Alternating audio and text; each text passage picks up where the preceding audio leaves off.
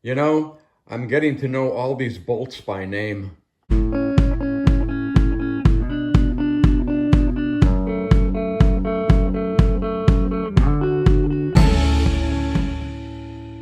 Welcome to Robert's British Cars. This is part 8 in the series, The Resurrection of the 1952 MGTD. Little background about Robert's British Cars. Real quick, I look for cars that are neglected. And I find cars that look like this, and I turn them into this. And I take you along for the ride. We've been moving along here on the TD. One transmission, one nut, and one bolt at a time. I still have to hook up the control box, and soon I'm going to have to redo these carburetors because the jets are broken off the bottom. Today I want to try to install the radiator and the gas tank. Here's our radiator. These are the little mounting bolts that hold it down, and these are the rubber pads that go between the radiator and the body of the car.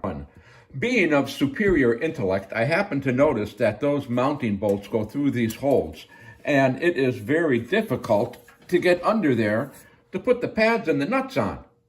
So what I decided to do is to take these 4 bolts off, 2 here and 2 over there, and mount this bracket to the radiator, and then put the radiator and the bracket in the car at the same time. I'm just putting a little bit of oil on here to make things a little slipperier. Okay, let's get the show on the road here. We're going to put a rubber cushion on each side. We're going to put a metal ring around the cushion on each side. Then this being the front is going to go like this. Then I'm going to hold that, get another rubber cushion on there, and my washer, and a nut. Before I tighten this down all the way, I'll put another ring around the rubber cushion. Get it centered on there, and then we can snug it down. Everything seems to be in position. Let's put it on the car. I'm not sure how this is going to work, but we'll give it a shot. I put the upper hose on the radiator, and this is flexible enough. Maybe I can work it on as I'm trying to get the radiator. And the first thing I have to do is get this bracket underneath the frame. So let's see if that's going to work. Oh, that worked nicely. And then we have to get this top hose on.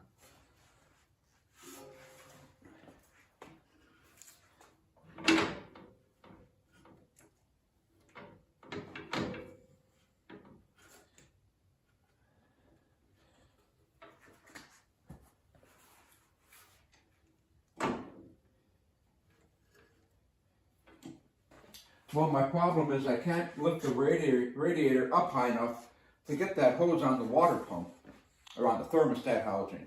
So I have to come up with another plan.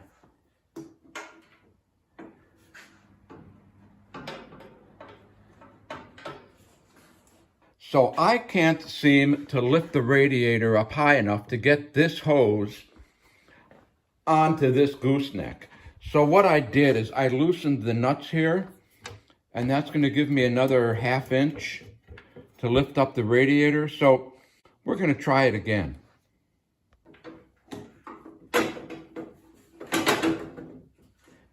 And that looks like it's down. Okay. Now we got to put some bolts in. Well, I've installed the bolts that hold the bracket to the frame. And I also wanted to point out that we did manage to tighten up the hole down and get the little rings around the rubber pads.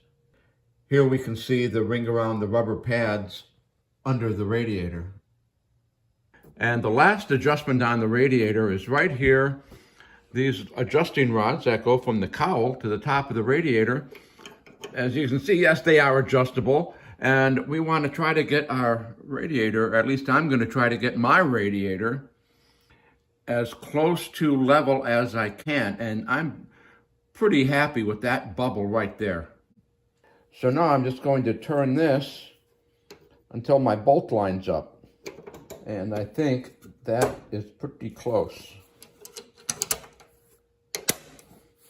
And we'll check our bubble again. Good enough. Okay, we'll just tighten all this down now and call the radiator in.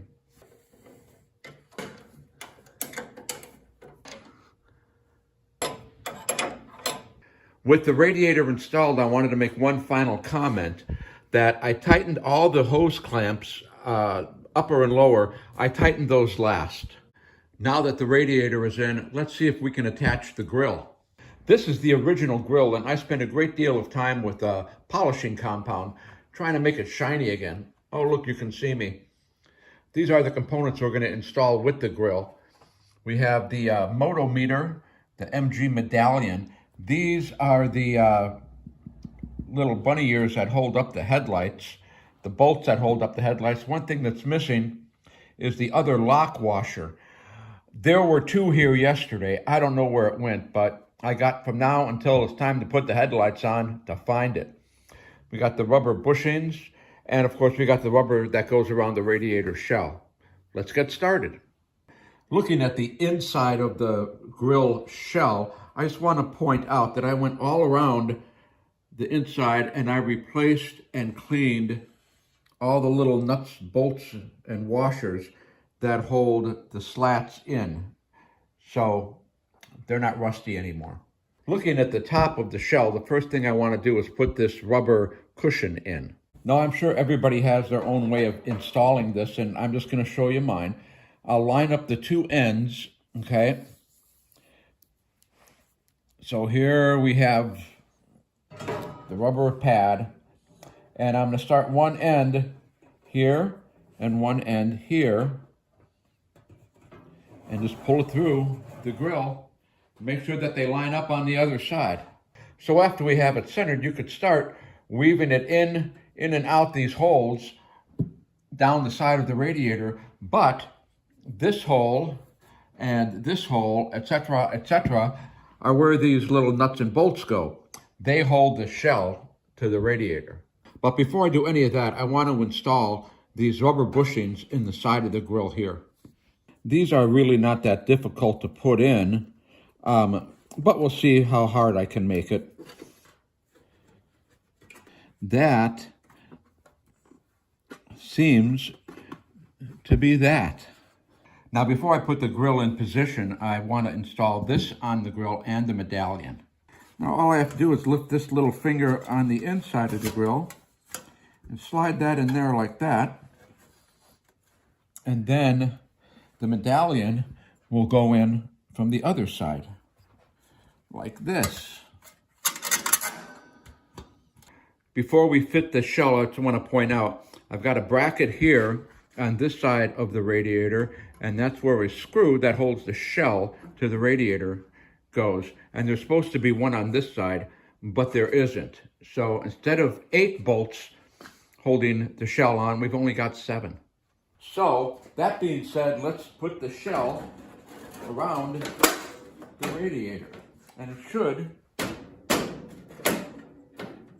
that looks like it's about it. Now let's start putting our nuts and bolts in. Let's start with this one on the top. That's going to go there. And then we put the lock washer and nut on it. We have 1, 2, 3 on this side.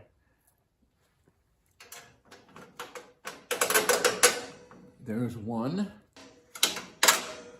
2, and of course down here is 3. Now that we've got these in, we'll put the ones on the other side. With all of our fasteners fastened snugly, we'll take our rubber pad, and when you see these two holes close together like this, they go like this. In, out, in, out, in, out, in, out, in, out, in.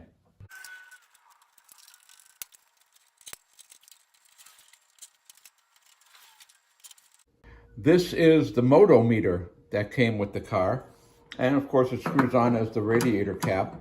Before I put it on, I want to note that this is the rubber seal. I don't know if you can see it very well. That goes around here. It's pretty flat. It's supposed to be round like an O-ring. As a matter of fact, it's just a big O-ring.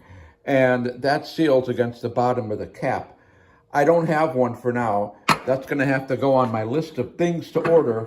But since we're not starting the car today, I'm just going to put on the motometer temporarily. And there you go. The last thing we have to put on are the supports for the headlight brackets. We don't have those on a TF. These shouldn't be that difficult.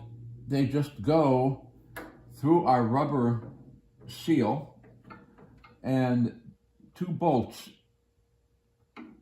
go in there. Let's see if I can do this. I'm just going to snug these up for now because we'll probably have to adjust them when we put the headlights on. And finally, we have these really big bolts that I'm going to put in here with the lock washer and the big chrome nut.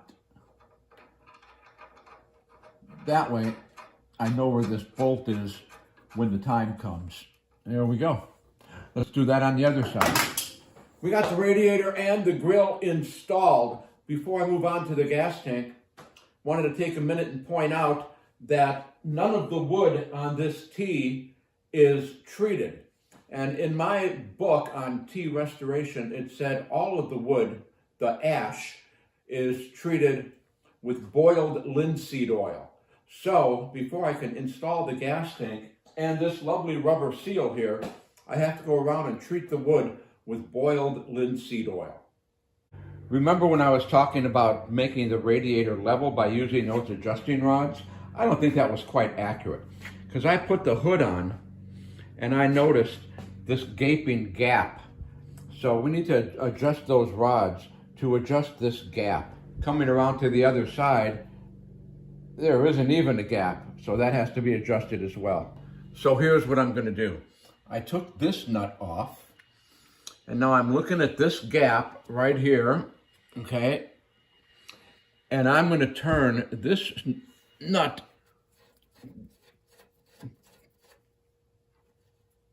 down to where I want to take up the space of that gap, probably that much. Then I'm going to take this off of here and turn the rod in until I get to the nut. Okay, let's try that. I think I'm going to go with this for now, and if necessary, I'll give it a little tweak later on. We have the radiator installed. This is the part where we're going to go look at the gas tank and install that. But if I put that now, this episode's going to be like a half hour long, and I don't think anybody's going to want to watch me for a half hour.